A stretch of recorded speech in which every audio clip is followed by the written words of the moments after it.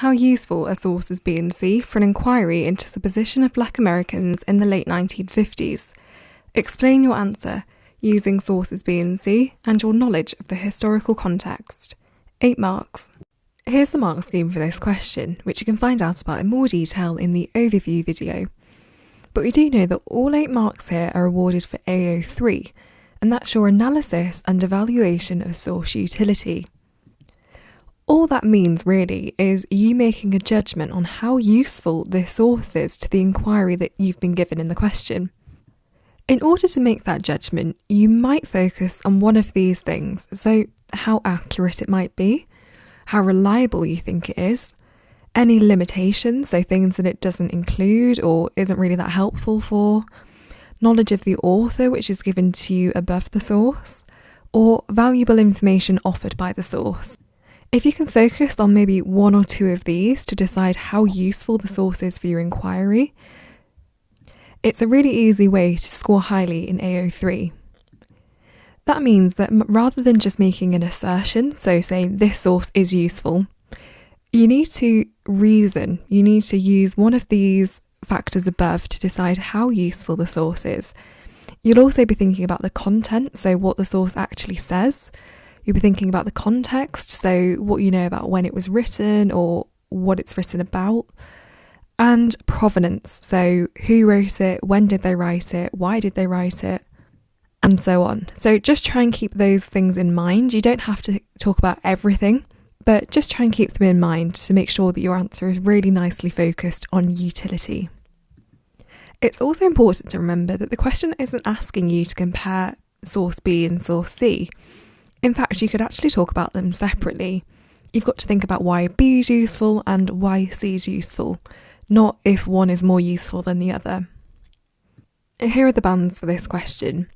Now you can see in order to score in the highest band, you need to show developed reasoning. So maybe you've used one of the factors that we listed above to make a judgment on how useful the source is and really clearly explain your thinking. You've also considered the provenance, so where the source came from, and how that might impact how useful the source is. You could also draw in some contextual knowledge, so stuff that you already know about the topic, to help you to interpret the source and make that judgment.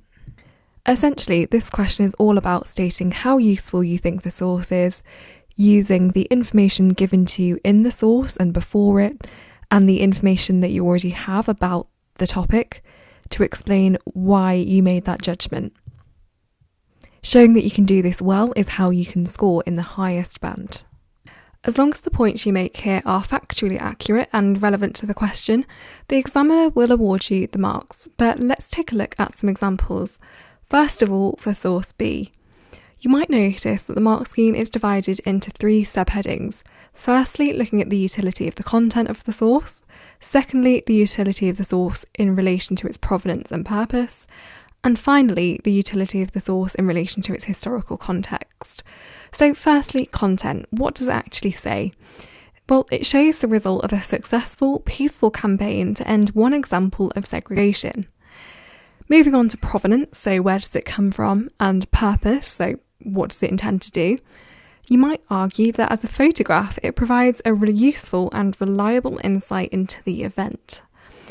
And then on to historical context. So you might argue that organisations such as CORE and the NAACP played highly important roles in promoting racial equality and achieving desegregation.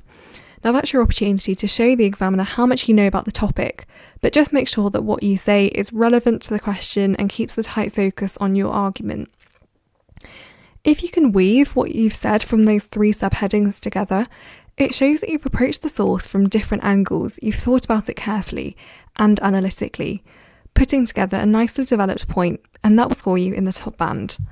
Take a look at the rest of the points here, as well as for source C in a moment, to see if there's anything you could have added to your answer.